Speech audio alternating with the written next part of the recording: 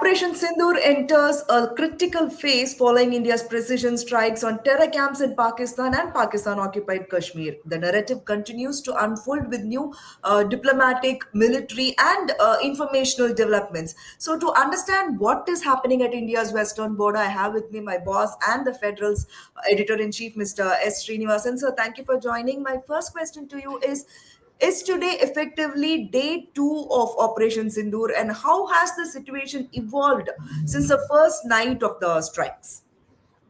Yeah, thank you, Nisha.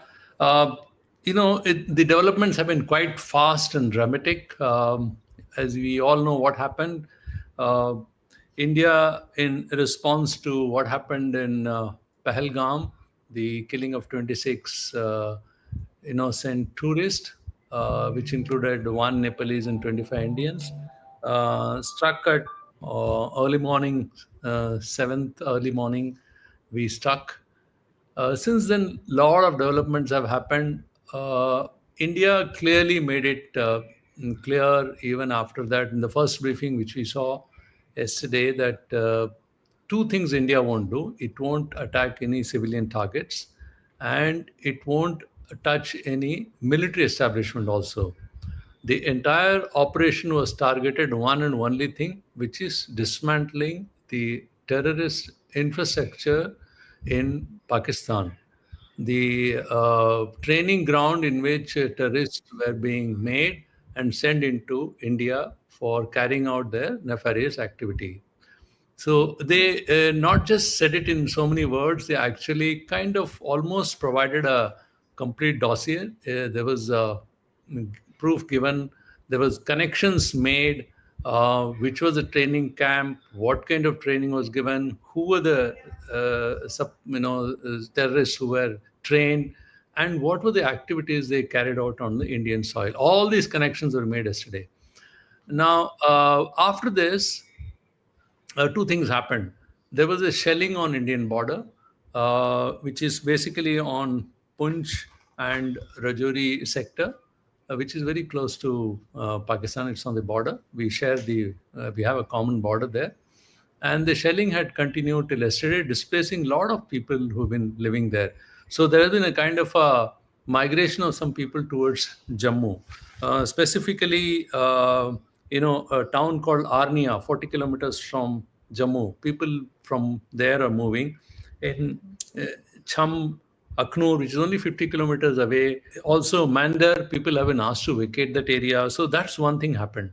So though India has kept it, maintained a certain restraint, Pakistan hasn't. It has actually shelled the borders and affecting the civilians.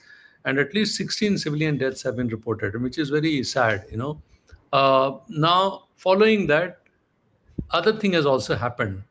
Now, Pakistan tried to, it attacked. There is a press note which came from Defense Ministry, and later in the press briefing, the two ladies, by now we are all familiar, Colonel Sophia Qureshi and Wing Commander Yomika Singh, they both briefed that they actually attacked military establishments in India. They struck at Avantipura, Srinagar, Jammu, Pathankot, Amritsar, Kapurthala, Jalandhar, Ludhiana, Batinda, Chandigarh, Nal. So, they listed all those 15 places, and they said this is certainly a direct strike on military establishments in Indian soil. So the briefing also told us that, look, we are collecting all the debris because these unmanned vehicles and other things which came into Indian side have been shot down. In retaliation, what India did today was kind of a second strike. It had sent its, you know, uh, perhaps it was both, unmanned vehicles and missiles. We are struck on the Lahore airport. And all the communication, which is basically the radar system there, which have been completely eliminated. That's what the Indian military establishment is saying, which is kind of the reports which are coming is the Lahore airport was also closed this evening, and other airports have also been kept on standby. So typically now what has happened is a situation where India struck only at terror spots, terror camps. The Pakistan army has retaliated by striking both at Indian population and also the military establishment. So, what Indian forces have done this, they are still saying, we have actually, what we have done is pay them in kind and in the same domain, the same intensity. And those are the phrases which Indian army establishment is using. What we are trying to say is that, in short, that look, we are not trying to escalate this whole situation, but you are the one who are dealing with it. And that's, I think, a broad message which is coming from the Indian side. So certainly, day two situation is kind of escalated as compared to day one. Okay.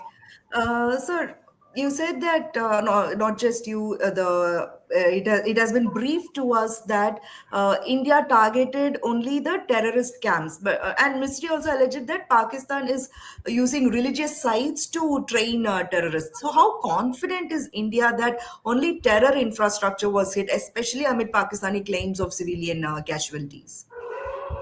Yeah, so there are two things which they're very, very confident about. One is technology. So Indian armed forces have access to very good technology. So use of technology is one which gives confidence.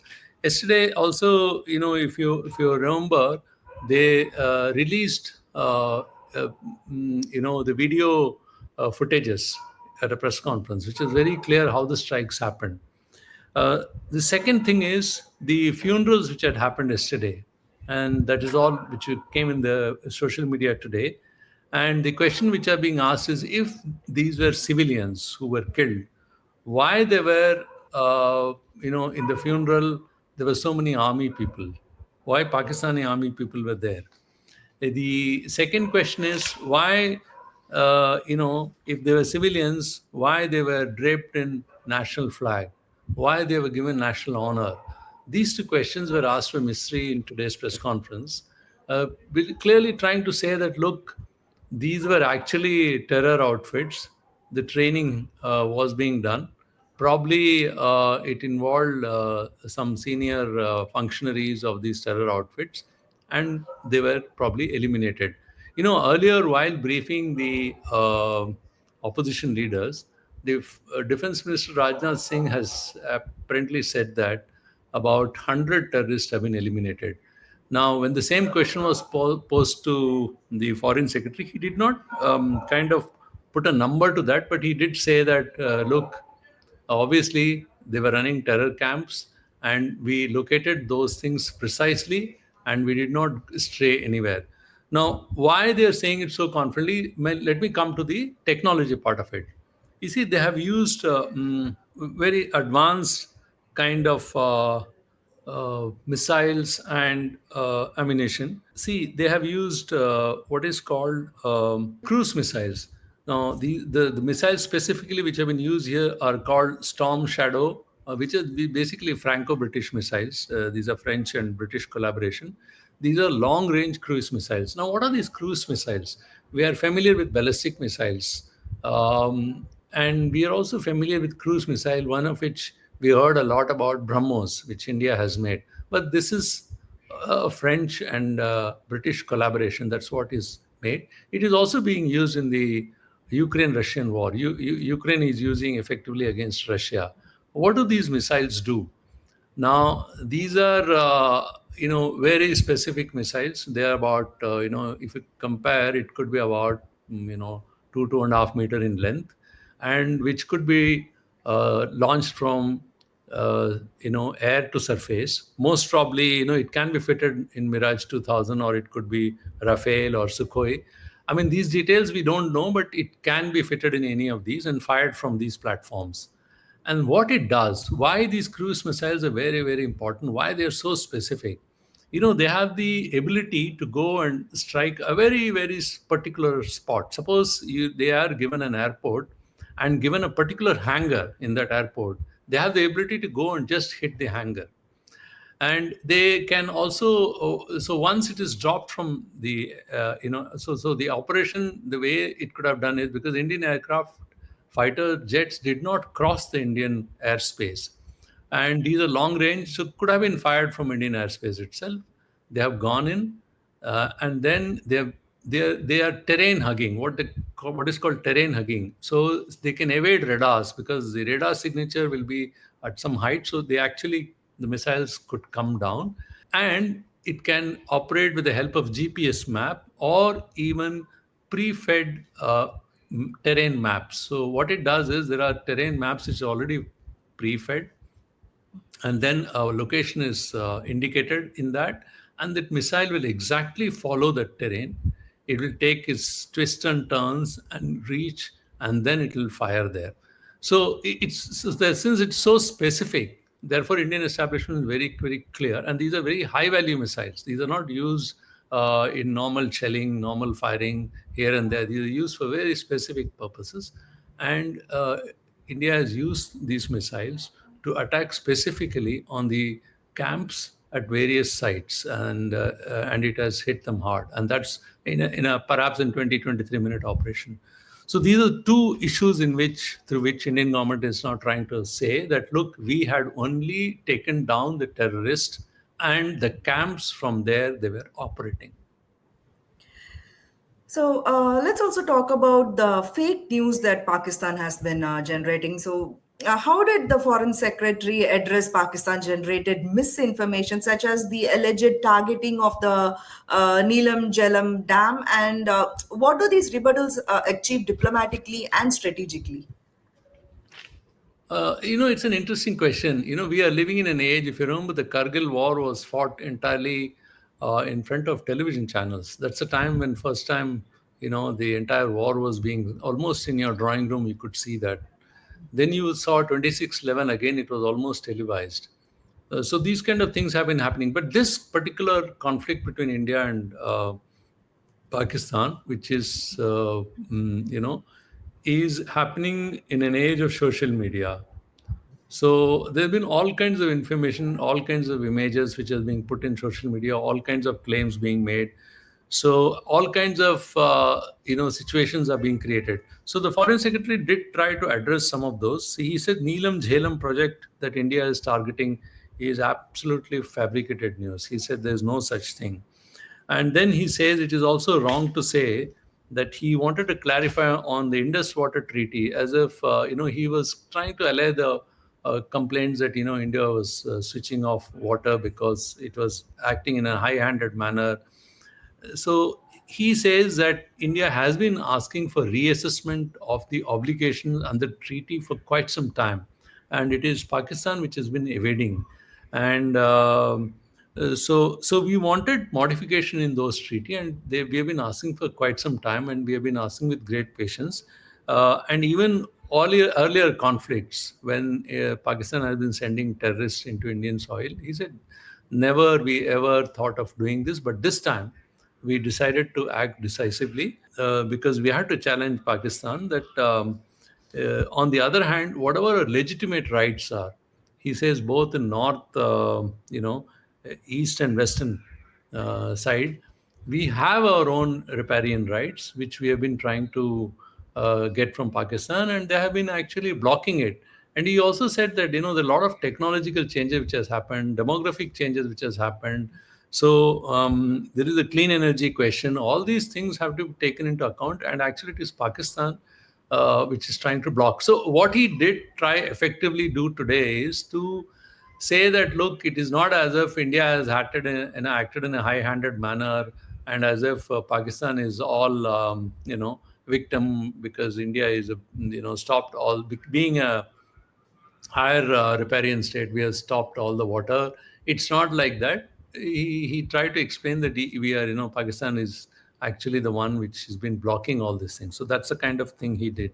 The other thing which is significant is he also uh, denied that it's a completely false propaganda to say that we are targeting religious sites, because there are images yesterday where you would have seen the bombs falling on the mosque. Those are the kind of images which are which television channels showed. He said, look, we only targeted terrorist infrastructure and the locations connected to those. And he says this this cross-border terrorism was happening, misusing those religious places as cover. And he says, on the other hand, he went on to accuse Pakistan that we only stuck on places where training was being given to militants. We only got hold of those places, whereas Pakistan, while retaliating, not just struck at civilian spots like I explained yesterday, but in Punch, they even struck at a gurudwara, and which resulted in killing of 3 people. So he kind of that's another social media thing which he kind of explained, that about religious sites. And about the other important question which he took up is about you know um, that Pakistan's claim that why not an impartial commission be set up? Why don't we investigate the whole thing together? To which he outrightly rejected, saying that in the past, 2 such joint investigation proposals had come, one Pathankot and another Mumbai. He said that all cooperation was given, and we invited and we tried to address all those issues. We India provided all the forensic elements and everything, and nothing happened. So far from being cooperative, Pakistan was constantly in a denial mode.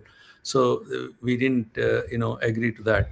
So he repeated his thing about TRF, which I had said yesterday, that this 23rd April attack. After that, when the issue came up, and the TRF's name was being, in United Nation, when it came up in the resolution, Pakistan was trying to oppose it. It was trying to remove that name. So what he was doing is he was trying to allay all the apprehensions which is coming out in social media, and all the kind of things which we are hearing.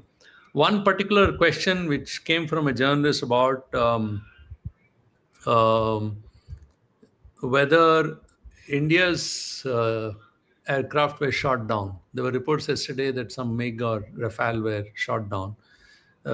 He said at the right time we'll answer that question, because it's in the context of uh, suggesting there was the question itself was framed in this way, that the Prime Minister and the Deputy Prime Minister of Pakistan have been making these charges, that making the claim that Indian aircraft have been shot. And when they were asked where did they, I mean, what is whether they can confirm, they simply said we saw it in social media. So you know, so he said that Pakistan have been saying untruth for a long time, and therefore I'm not surprised. So he kind of answered it in that manner. Um, Uh, so the development situation, the ground situation, certainly with what happened today is the counter attack in Lahore uh, has resulted in few fallouts. For instance, I think US has asked all its people So in. we'll come back to the global reactions of it also, but before that, I'd like to know where does India currently stand on the escalation spectrum, and what direction is the conflict appearing to move toward? Yeah, so if you are to ask me, is the situation same? Are we standing as we were yesterday, or it is the whole conflict is on a higher escalation ladder? I would say yes, it is compared to yesterday, because yesterday we only stuck at, if you remember, we have to compare with what happened in Balakot. So a similar thing happened. There was an attack on Indian soldiers. We had sent in and attacked, struck using the same kind of tactics was adopted. But after that, nothing much happened. But in this case, what has happened? Pahalgam, 26 people are killed. After a fortnight, India sends its missiles, strikes at all the training grounds, and next day, Pakistan attacks not just Indian military establishment, but also shells the border which results in killing of ordinary people, and this has stretched into entire Jammu and Punjab, and to so the entire region is now affected by that. So in retaliation to that, India has struck back on Lahore communication equipments, radar installations. So obviously, I would see it as escalation. But the foreign secretary held Pakistan responsible for that. He said the escalation happened on day one itself when terrorists came and struck and killed 26 Indians, 26 tourists, 25 Indians and one Nepalese. He said escalation happened on the same day. So in a way, he was, that's how he was addressing the question. In my view, obviously, the situation is escalated as compared to what it was yesterday. I have come to my last question, but it's a two-part question, sir. So, part A, what diplomatic measures are currently underway, both regionally and globally, to manage the aftermath of Operation Sindoor and contain further escalation that you just explained about? And B, what has been the nature and scale of international support for India following this operation?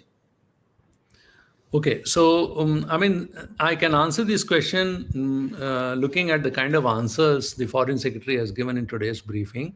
One thing is very clear that it appears that a lot of communication is happening between the External Affairs Ministry, External Affairs Minister, that is Foreign Minister, and the Prime Minister.